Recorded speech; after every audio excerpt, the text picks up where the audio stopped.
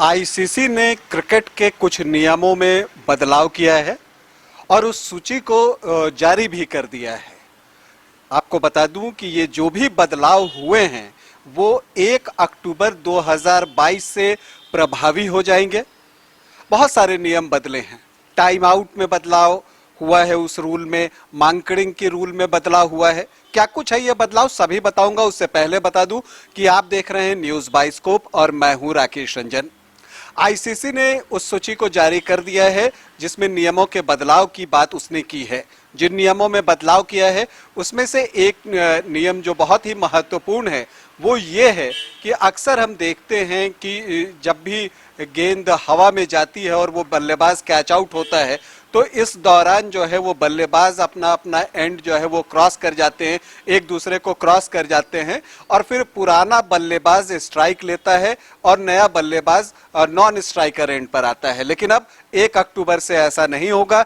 जो भी नया बल्लेबाज होगा वो जो है स्ट्राइक लेगा और पुराने बल्लेबाज को वापस नॉन स्ट्राइकर एंड पर जाना पड़ेगा। तो ये एक बड़ा बदलाव है। और इसके अलावा अगर हम बात करें दूसरे महत्वपूर्ण बदलाव की तो मैं वो मांकडिंग के बदलाव की बात करूंगा। हालांकि इस नाम से मुझे जो है वो परहेज है, अच्छा नहीं लगता। ये नाम जो है वीनू मांकड़ से जोड़कर रखा गया था। और मांकडिंग क्या होता है ये मैं आपको बता दूं कि जब आपने देखा होगा कि कोई बॉलर बॉलिंग करने के लिए जाता है और जब वो बॉल को डिलीवर करने वाला होता है तो वो देखता है कि जो नॉन स्ट्राइकर एंड का बैट्समैन है वो क्रीज को छोड़कर आगे निकल गया है और उस वक्त वो चाहे तो विकेट पर मार देता है गेंद को, तो बल्लेबाज जो है वो आउट हो जाता है। इसे ही मांकडिंग कहा जाता है क्योंकि वीनू मांकड़ ने 1947 में ये किया था। ये ऑस्ट्रेलिया के बल्लेबाज थे बिल ब्राउन, उनको इस तरह से आउट किया था। तो उन्हीं के नाम से इसे जोड़कर मांकडिंग नाम दे दिया गया था, जो कि बिल्कुल भी मुझे पसंद नहीं। ये एक बल्लेबाज की भी गलती है कि आप गेंद फेंकने से पहले कैसे बाहर निकल सकते हैं। तो अब आईसीसी ने भी उस बात को मान लिया है कि हाँ ये अनफेयर प्ले नहीं है और इसी वजह से जो उसका रूल है इसको अनफेयर प्ले से निकालकर अब रनआउट में शामिल कर दिया गया है। मतलब अब जो है इस तरह की कोई विवाद नहीं होंगे, ये क्रिकेट के रूल में शामिल है।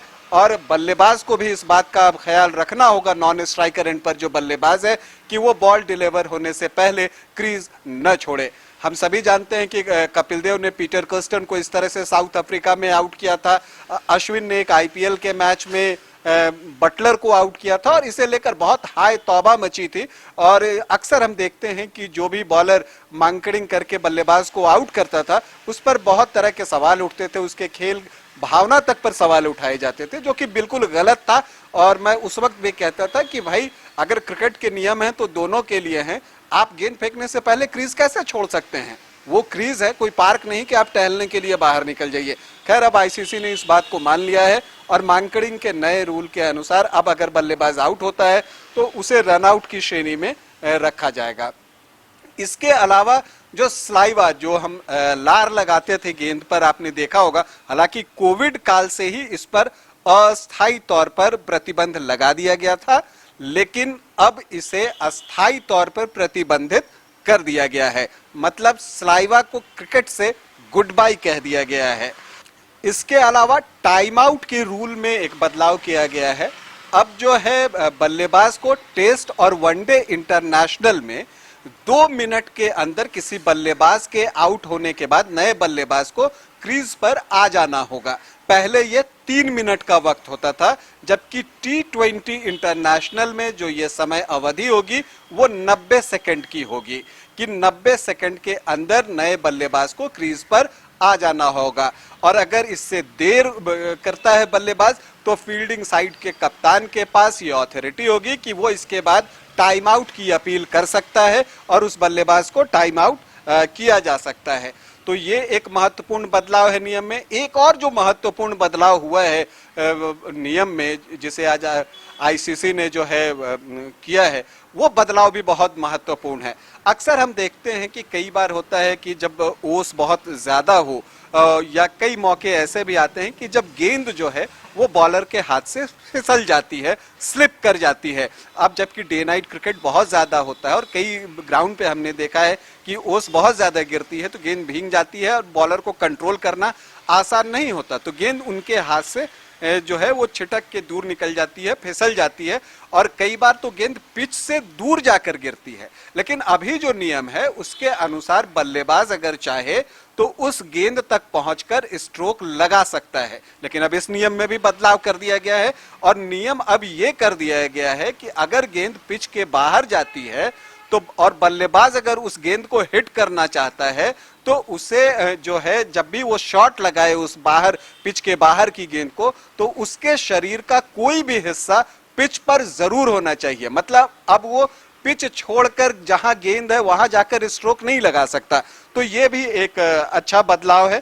तो ये कुछ महत्वपूर्ण बदलाव की बात हम लगातार कर रहे हैं आपसे, जो कि आईसीसी ने नियम में जो कुछ बदलाव किए हैं। इसके अलावा एक और जो बदलाव आया है कि अगर गेंदबाज जब बॉलिंग करने के लिए रनअप में होता है और वो जब अपने रन दौड़ रहा होता है बॉलिंग फेंकने के लिए, बॉल करने के लिए, उस वक्त अगर कोई फील्डर जो है वो कोई गलत तरीके से मूवमेंट करता है तो अब जो है अंपायर वहां पर 5 पेनल्टी रन बल्लेबाजी करने वाले टीम को जो है वो अवार्ड में दे सकता है। मतलब कि फील्डिंग करने वाली साइड पर 5 रन का पेनल्टी लगेगा और बल्लेबाजी करने वाली टीम को 5 रन मिल जाएंगे। पहले ये बॉल डेड घोषित कर दी जाती थी और कई बार ऐसा होता था कि उस गेंद पर बल्लेबाज ने अच्छा स्ट्रोक लगाया है तो ये उसके साथ एक नाइंसाफी जैसी बात हो जाती थी। तो अब वो नहीं होगा, अंपायर जो है वो 5 रन पेनल्टी के दे सकता है। इसके अलावा एक और बदलाव है, वो बदलाव ये है कि बॉलर अपनी डिलीवरी स्ट्राइड में प्रवेश करने से पहले जो है वो गेंद को फेंककर विकेट पर मारकर बल्लेबाज को रन आउट नहीं कर सकता है। ऐसी गेंद को अंपायर जो है वो डेड बॉल घोषित कर देंगे। इन सब के अलावा ये जो सारे जो बदलाव जिसकी चर्चा मैंने आपसे की, वो सारे बदलाव 1 अक्टूबर 2022 से प्रभावी हो जाएंगे। अब एक उस बदलाव की बात करता हूं जो कि जनवरी से ही T20 इंटरनेशनल में जो है वो लागू हो गई है। वो बदलाव देखने को हमें मिल रहा है, एशिया कप में भी हमने देखा।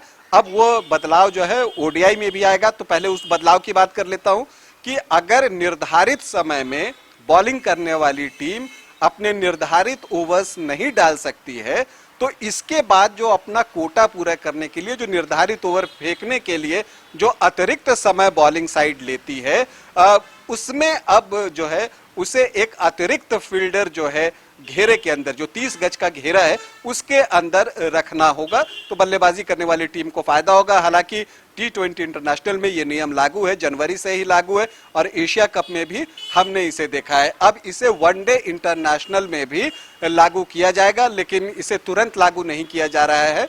वर्ल्ड कप सुपर लीग 2023 जो कि चल रहा है, जब वो समाप्त हो जाएगा उसके बाद ये नियम जो है वनडे इंटरनेशनल में भी लागू हो जाएगा। तो ये कुछ बदलाव जो कि आईसीसी ने किए हैं उन सब की मैंने आपसे बारी बारी से चर्चा की। मुझे लगता है कि आपको इसकी जानकारी होनी चाहिए, बहुत लोगों को इसकी जानकारी होगी भी, तो वो सारी जानकारी मैंने देने का प्रयास किया है। इसी तरह से क्रिकेट से जुड़ी जो भी खबरें होंगी, अन्य खेलों से जुड़ी जो भी खबरें होंगी, हम समय समय पर आपको देते रहेंगे। बस देखते रहिए न्यूज़ 22 को। नमस्कार।